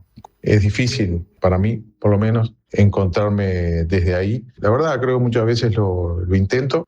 Es difícil encontrar varones con quien intercambiar en este sentido, intercambiar emociones. Creo que aportaría poder hablar de estos temas entre nosotros, los varones, sentirnos unidos en nuestras emociones, en lo que nos pasa, en lo que sentimos, y no lo decimos o lo actuamos. Solo con la barra del boliche no alcanza. O sea, porque viste que vos vas y te encontrás en el bar, que es muy masculino eso, ¿no? Ahora, más de todos los géneros. Capaz que soltás cosas, ahí hay un intercambio, y después, cuando aprieta, capaz que te levantaste, te fuiste o se disolvió el grupo y eso quedó en el aire. Los procesos culturales son lentos, pero tenemos que trabajar en ellos. Y yo creo que, la dificultad que yo veo es que los varones, como grupo, como cuerpo colectivo, no lo estamos haciendo.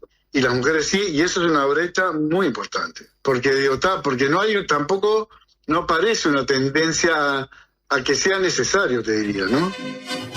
Qué fuerte esto último. Muy fuerte, ¿no? Que no lo necesiten, ¿no? Es algo que aparece como... no reconocen que lo necesitan. Cuando lo tienen, enseguida necesitan ponerse desde otro lugar, ¿verdad? Sí, que como que cuando pica la cosa, se mueven de ese lugar, ¿no? De alguna manera Barone decía, en un momento se levanta la mesa, o sea, cuando parece que se va a empezar a entrar como en un terreno más complejo, escabroso, ¿no? Cuando tocas temas sensibles, bueno, hablamos de otra cosa. Bien, y hablamos de otra cosa o silencio. o silencio. Bien, porque esta columna intenta eso, ¿no? Dejar un aguijoncito en este silencio de los varones, que en realidad aparecen en las portadas policiales, son mayoría de infartos cardíacos, mayoría en accidentes de tránsito, mayoría en suicidios, mayoría en cárceles, mayoría de homicidios, y entre ellos, y matando también a mujeres y niños, ¿no? Pero, ¿dónde está lo que sienten, su vulnerabilidad, su fragilidad, y cuáles serían las múltiples causas? Empezar a conversar sobre eso. ¿Dónde está el espacio donde ellos pueden empezar a conversar sobre ello? Claro. No lo identifican como una preocupación que sea genérica, de género, producto de una socialización de género, producto de la cultura patriarcal. No muchos. No. Vos decías esto, ¿no? De cuando los hijos van creciendo, que uno los ve de una manera cuando son niños, capaz que cuando son preadolescentes, y después el camino de la socialización lleva a los varones a un lugar diferente al que de repente como madres, como familia pensábamos, ¿no? Pero el esfuerzo que hice yo para que se sintieran libres pintándose las uñas, que jugara con las Barbie de la hermana mayor, los esfuerzos que hice yo para que aceptara ese autito de sorpresita que era rosado. Era un autito, pero era rosado. Yo me acuerdo, ¿puedo decir algo? Sí, podés decir mi primer libro, Cuestión de Días. Sí. Yo vengo como remando la dulce de leche. Y me acuerdo de esto, de la primera vez que yo vi en un cumpleaños sorpresas sin género, claro, fue en el cumpleaños de uno de tus hijos, que para mí fue como un hallazgo, porque yo venía de criar hijos ya en otra época en la que esto no se cuestionaba. Había algo, pero no mucho. Yo no digo que no lo cuestionara, pero mucho menos. Y bueno, y el desafío de la sorpresita en el cumpleaños, que no fuera de género, digamos, que fuera neutral. Sí, y uno dice, es una cosa chiquita, no importa. Bueno, pero si atrás de la sorpresita, que es neutral, no sé si hay algo neutral, pero no bueno, sé, pero detrás de esa sorpresita, cuando nuestro hijo varón nos pide, nos reclama, ¿no? Y nosotras siempre estamos, y los padres también, ¿no? Pero nosotras sobre todo, estamos reforzando esa satisfacción inmediata, ese miedo a frustrarlos, ese miedo a sostener esa frustración. También nos traía esto un poco que vamos a escuchar más adelante, Rubén Campero, ¿verdad? Claro. Cómo también desde una cultura patriarcal nosotras también nos exigimos y nos sobreexigimos una productiva reproducción de la vida. Exacto. Si valga este oxímoron, ¿no? Pero bueno, sería un poco eso. Hagamos una pausita. Sí, hacemos la pausita. Ahí va, porque a la vuelta vamos a hablar de los grupos de WhatsApp de varones. Chan. Sí. Chan. Porque ahí sí no hay tanto silencio, hay más imágenes. Ya venimos. Una imagen lo vale todo. La salud visual es un derecho. En Óptica Guzmán te ofrecemos precios populares y productos de calidad. Tenemos descuentos para afiliados a todos los sindicatos. Seguinos en Guzmán Óptica. Visítanos en Colonia 1457 bis, casi Barrio Zamorín, en la parada del ómnibus. Óptica Guzmán. Vení a ver. Tenemos una buena noticia. Si tu cédula termina en 4, podés afiliarte a Médica Uruguaya a través de FONASA. Elegir Médica Uruguaya es optar por un sistema de salud que evoluciona con tecnología y un equipo médico de primer nivel comprometido con la salud de los uruguayos. La salud que avanza es uruguaya. Médica Uruguaya. Por más información, comunícate al 2487-4950. UTE presenta Pequeños Grandes Consejos de Túnicas en Red. ¿Sabías que puedes ser más eficiente con tu heladera? Antes de abrirla, pensá qué necesitas sacar. De esta forma, evitamos pérdidas de energía. Al momento de cerrar la heladera, fíjate que la puerta quede bien cerrada y que los burletes estén sanos para que el cierre se mantenga hermético. Que no entre el calor a la heladera. Lo probamos en casa y funciona. UTE, avanzamos con energía. Redes y vías de contacto. Comunicate al 099-891-888. Mail radio@ladiaria.com.uy. Otoño en la Zabala. En mayo, un nuevo ciclo de teatro en la sala Zabala Muniz del Teatro Solís. Margaritas en el mar, de Rosana Mutarelli. Versión y dirección, Sergio Luján. Cassandra, texto de Sergio Blanco. Dirección de Roxana Blanco. Animales de Dios, dramaturgia de Marianela Morena y Florencia Caballero Bianchi. Reykjavik, de Juan Mayorga. Dirección de Mariana Weinstein. Otoño en la Zabala. Historias con las que construimos pasado y presente. Entradas en venta en Ticantel y boletería del teatro. ¿Usted sabe por qué nos siguen eligiendo? Porque somos credibilidad, confianza, contención y compañía calificada. Porque además le brindamos a los socios más de 20 talleres multitemáticos en la Fundación SECOM destinados a promover la calidad de vida y muchos beneficios más. Porque estamos para usted las 24 horas, los 365 días del año. SECOM, primer servicio de compañía de Uruguay y del mundo. Que la primera red móvil del país evolucione contigo es una buena señal para vos, porque podés hacer que pasen cosas buenas, podés abrir nuevos caminos, comenzar grandes historias y llenar tu futuro de oportunidades. Juntos hacemos una red que une a todo el Uruguay, porque un país conectado empieza con vos.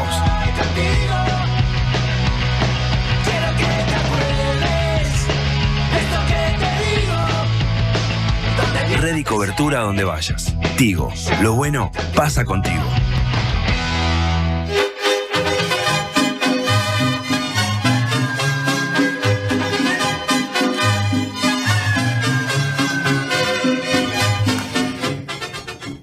Faltan 20 minutos para las 3 de la tarde y estamos conversando con Emilia Díaz sobre masculinidades. Hay un documental que tiene ya su tiempo, es del 2015, pero que está bueno también para ver. Creo que está en las plataformas más usadas por nosotros. Sí. No estás diciendo el nombre de la plataforma. Bueno, Netflix. La máscara... No te lo pedí. Bueno, La máscara con la que vive se llama, es The Mask with Living. Sí. ¿Está? Es un documental dirigido por Jennifer Sibyl Newsom, no sé qué, que explora cómo la definición estrecha y tradicional de la masculinidad en Estados Unidos del sé fuerte, no llores, sé hombre, daña a los jóvenes, limitando su desarrollo emocional y causando crisis de salud mental. Está muy bueno el documental. Empieza con un entrenador de fútbol americano muy, muy conocido, no sé quién es, pero es como... hablando de esto, ¿no? De cómo desde niño se les dice a los niños, be a man, sé un hombre. Bien, y cómo devenimos hombres, ¿no? Me incluyo. Cómo devenimos personas, pero cómo se deviene un varón en estos tiempos, además. Porque devenir algo es devenir en un marco histórico. En un marco histórico, en un marco político, ideológico, en un país encarnado, con los pies en una tierra específica, hablando un idioma, llevando un cuerpo, racializado o no, subalternizado o no, colonizado o no. Entonces no hay una masculinidad, sí hay una hegemónica, o dos o tres, pero siempre va a haber alguien arriba. Y esto de que haya alguien arriba y alguien abajo tiene mucho que ver con un orden patriarcal que, bueno, quería comentar de otro libro también que les recomiendo. Ya es una voz de mujer, antropóloga, Rita Segato, en La pedagogía de la crueldad o pedagogía de la crueldad. Ella habla en relación a esto. Pero antes de comentarles esto de alguien arriba y alguien abajo, mi amigo Claudio comenta un poco cómo le va a él con los contenidos de un grupo de WhatsApp. Y después, Rubén Campero, psicólogo y investigador de masculinidades hace muchos años, yo diría que uno de los primeros cientistas sociales que abordó profundamente la masculinidad en nuestro país, comenta sobre este fenómeno. Participo de un grupo reciente de amigos, más o menos de mi generación, ex de fútbol. Compartimos durante años una cancha de fútbol. Me encuentro todos los días, mandan mujeres en bolas. La cuestión es que ni participo del grupo, ni abro, ni ve, la verdad. La cuestión, que sería el mensaje ni me borro, ni me digo nada. ¿Por qué? Por miedo a que me traten de pajero, tipo, ¿qué te pasó? Vos te haces el coso. puto, cualquier cosa que ya sabemos. Esa grupalidad masculina sostiene un valor súper importante. Aquel que es una disidencia, o sea, que dice, che, me parece que no, básicamente no siempre lo manifiesta o no lo manifiesta porque tiene miedo. Muchas veces ese miedo no es consciente. Pasa, por ejemplo, es práctico. Grupos de WhatsApp de varones. Muchos dirán, nosotros no hacemos eso, ya sé, mucha gente no lo hace. Pero circulan videos pornográficos de todo tipo. Y la mayoría de los varones que están ahí, en realidad les cae mal esto, pero nadie dice nada. Y uno dice, ¿por qué? Bueno, por una amabilidad, para no ser aguafiestas, ponele, sí. Pero además también de fondo hay una vivencia aterradora a la traición, la violencia y la expulsión de ese lugar que te desconfirmaría además como varón. Ese varón puede estar seguro de que es un varón y que no pasa nada. Sin embargo, hay otros elementos que no son tan claramente conscientes que hacen que muchas veces este varón no pueda protestar y no pueda decir, che, ¿a vos te parece estar compartiendo este tipo de cosas?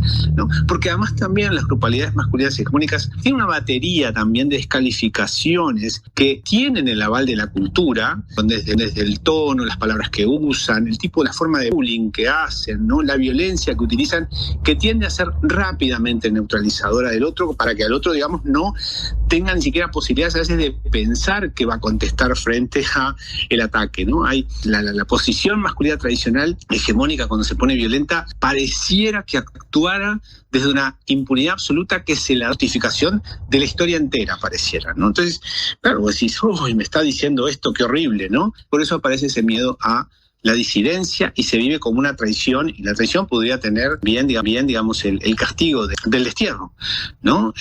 Capaz que muchos tipos querrían estar desterrados de verdad esta situación. Capaz que muchos tipos querrían ese destierro y no lo dicen. O cuando lo dicen, el costo a veces es muy alto, o bueno, o están prontos para pagar el costo. Que yo, bueno, deseo mucho que mis hijos varones estén prontos para pagar esos costos del destierro. Sí, y que no haya ningún lugar de donde te destierren, porque eso ya no exista, porque en realidad lo conformamos todo, abonamos esa tierra todos, esa tierra del rey que destierra, de alguna manera u otra, más ellos que viven en estos círculos invisibles de violencia que se retroalimentan sin querer, porque muchas veces no es una violencia explícita, me agarro a las piñas. Muchas veces son otro tipo de violencias, ¿no? Que son como más sutiles, como decía Campero, pero que conforman el núcleo central y estructural de la violencia hegemónica masculina, que tiene que ver con esto de conformar una corporación. Y esta corporación tiene algunas características, dos básicamente, que son las que rescata Rita Segato en Pedagogías de la Crueldad, y que tiene que ver con una característica, es que esta corporación es jerárquica, es internamente jerárquica. Siempre hay alguien arriba de todos. Y después, otra tiene que ver con la fidelidad a la corporación y a sus miembros, que cancela cualquier lealtad u obediencia a otro valor que se coloque en conflicto con esa jerarquía y los intereses asociados que protegen esa jerarquía. Entonces ahí, ese es uno de los argumentos de Rita Segato para entender ese silencio. Y dice, estas dos características me llevan a afirmar que la primera víctima del mandato de masculinidad son los mismos hombres, dice Rita Segato, que hay una violencia de género que es intragénero y que la violencia contra las mujeres se deriva de la violencia entre hombres, de las formas de coacción que sufren para que no se esquiven a riesgo de perder su título de participación en el estatus masculino, confundido atávicamente con la propia participación en el estatus de la humanidad, dice Rita, de la lealtad a la corporación, a su mandato, a su estructura jerárquica, a su repertorio de exigencias y probaciones. Entonces dice, esto lleva a pensar que los hombres deben entrar en las luchas contra el patriarcado, pero que no deben hacerlo por nosotras y para protegernos del sufrimiento que la violencia de género nos inflige solamente, sino por ellos mismos, para liberarse del mandato de una masculinidad que los mata más tarde o más temprano, o los lleva a la muerte prematura en muchos casos y a una dolorosa secuencia de probaciones por la vida. Bien, entonces a mí lo que me provocó tratar este tema, además de la invitación de la seguidora de Instagram, es que hace 2 meses o 1 mes y medio venimos con casos muy conmovedores, ¿no? Que a cada una de nosotras nos ha hecho llorar también, capaz en silencio. Estamos hablando del caso Epstein, estamos hablando de detalles sobre cómo el padre de Moisés abusaba de él y sus hijas. Y ahora la Rape Academy, que bueno, Dermigian va a profundizar sobre esto en su columna de feminismos. Sí. Y yo digo, ¿y dónde están ustedes, varones, hombres, organizándose para hacer una lectura? Una lectura sobre lo que está pasando, organizándose políticamente para encontrarse. ¿Qué piensan ustedes sobre lo que está pasando? ¿Qué piensan ustedes sobre estos horrores? ¿Cómo explican ustedes desde su género lo que está pasando? Porque son hombres los que nos están violando, matando y durmiendo.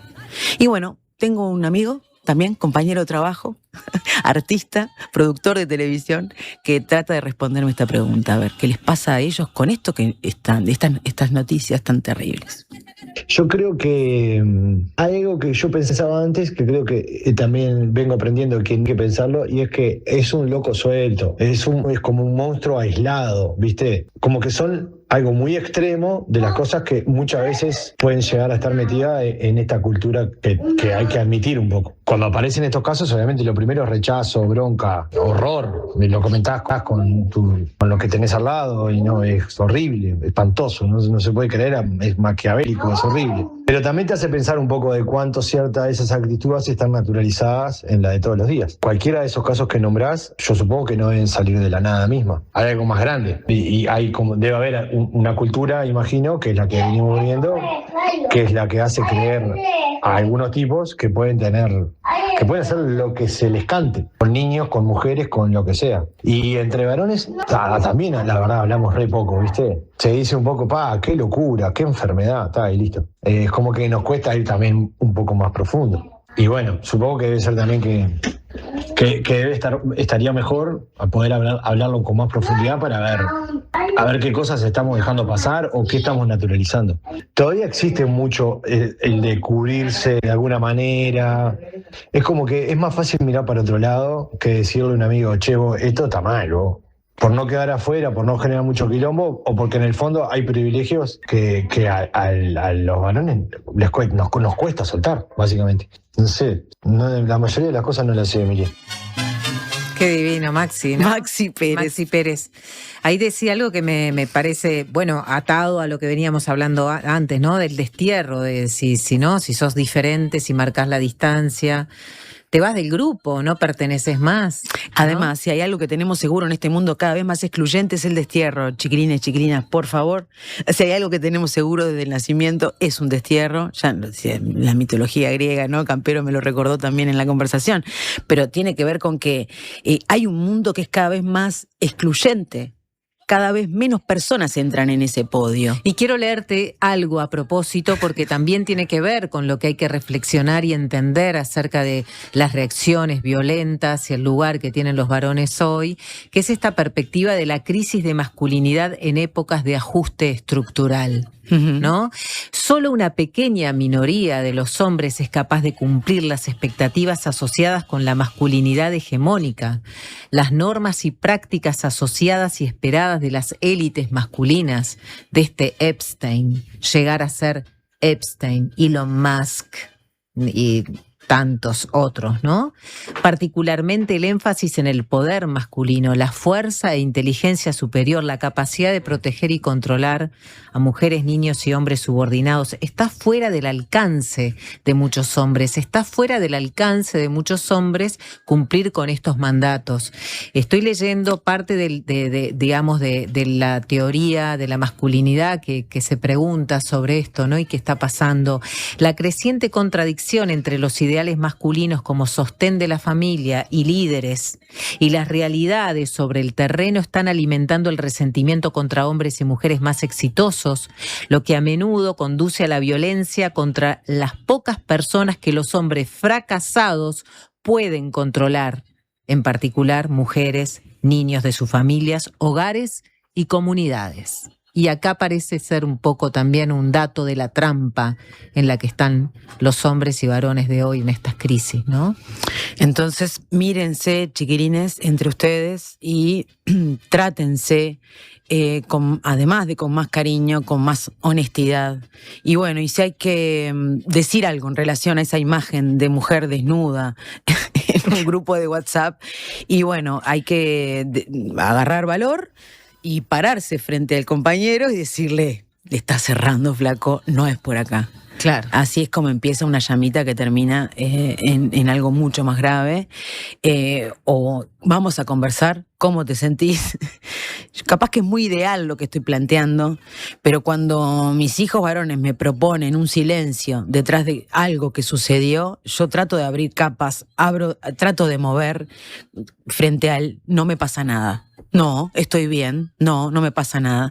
Y bueno, a veces hay que indagar un poquito más y darle un espacio y darle un lugar a eso que se llama el silencio de los hombres, que provoca tantas atrocidades y tantas violencias de las que somos víctimas, lo femenino y las mujeres en particular. Emi, El silencio de los hombres es el video que trajiste al comienzo, ¿no? Es el documental, lo pueden ver en las plataformas habilitadas. Sí, lo podemos encontrar. Me imagino que sí. Sí, El silencio de los hombres. Quiero compartir algunos mensajes. Tengo 71 años, hijo de madre machista. Tengo 71, hijo de madre machista, así muy bien como se define, ambiente acorde a esa edad, me esfuerzo. Tengo hijas, nietas e hijo. Muy bien, no nos dejaste tu nombre, porque la verdad que es una muy buena presentación. Pienso cada acto imposible, la naturalidad se logra, difícil en ambientes varoniles de mi edad al menos, 71 años. Me encanta cómo escribe este oyente, ¿no? Estoy leyendo cómo escribe, ¿eh? Felicitaciones Carolina y Emilia, tan necesarios estos enfoques y estas reflexiones, son ambas muy inteligentes y se evidencia la buena formación que tienen. ¿Y quién nos escribe esto? No, ¿quién? Una docente. ¿Una docente nuestra? Sí. Viva Celulla. Viva Celulla. Viva, docente de Flaxo, grande, porque claro. nosotras con Emi estudiamos allí en Flaxo sobre políticas públicas y género. Un abrazo fue, para ella. Obviamente, sí, fue un buen lugar para aprender. Pienso que se le ha dado un lugar muy jodido a los varones históricamente. Hola, buenas tardes, Mónica de Ciudad Vieja, muy buen tema, pero no coincido en la generalidad. Conozco muchos varones cercanos de diferentes edades que expresan y hablan de sus sentimientos abiertamente, y ella nos habla también de conversaciones muy profundas que tuvo con sus amigos heterosexuales. Y bueno, sí, obviamente que sí, y acá tenemos también en el estudio, está un poco dividida la cosa entre varones más jóvenes y varones un poquito más grandes, y bueno, y hay muchos varones jóvenes que ven que esto... Hay uno que dice, soy yo el único más grande. Hay uno solo. Hay uno solo. Más grande es 40 años. Claro. Carola, por No, favor. Es tremendo. Estamos es por arriba de los 50, vos y yo. La más grande somos nosotras dos acá. Sí, totalmente. Y bueno, y esto, ¿no? De que sin dudas en las generaciones más jóvenes estas cosas ya se han reflexionado y hay otras actitudes, pero bueno, estamos hablando del modelo, del mandato. Una cosa es reflexionar y otra cosa es ser coherente. Ahí no estoy de acuerdo. No estás tan de acuerdo. No estoy tan de acuerdo. Se están violencias distintas, noviazgos violentos. Eso sin duda, eso sin duda. Están sucediendo cosas como más atroces a otras edades que hay que rever. Una cosa es reflexionar sobre y otra cosa es ser coherente. Pero no me vas a decir que no hay. Me vas a decir no me vas a decir que no hay un avance. Hay un avance y hay una reflexión y una forma de... Hay un avance de la derecha en el mundo que también sustenta, promueve otro tipo de masculinidades y otro tipo de relación patriarcal sobre los territorios, las personas, los animales, la naturaleza, en fin. Y preguntale a Javier Milei de dónde sacó la cosecha. De votos. De Botox. De Botox también. Gente, hablando de Milei, viene Para en el Mundo... que no tiene nada que ver con Milei, pero obviamente, hablando de temas regionales e internacionales, vienen ahora nomás especialistas para hablar de este tema. Los dejamos con Para en el Mundo, nos reencontramos mañana en La Colmena. Emi, muchas gracias por este capítulo. Nos vamos juntas. Nos vamos juntas, gracias a ustedes. Porque ya faltan 2 minutitos para las 15 horas. ¿Y con quién nos vamos? Nos vamos con Bjork. Me encanta irme con Bjork. El aguijón del martes que viene va a tratar sobre educación e inteligencia artificial. Me encantó. Muy bueno. Gracias a todos y todas por estar.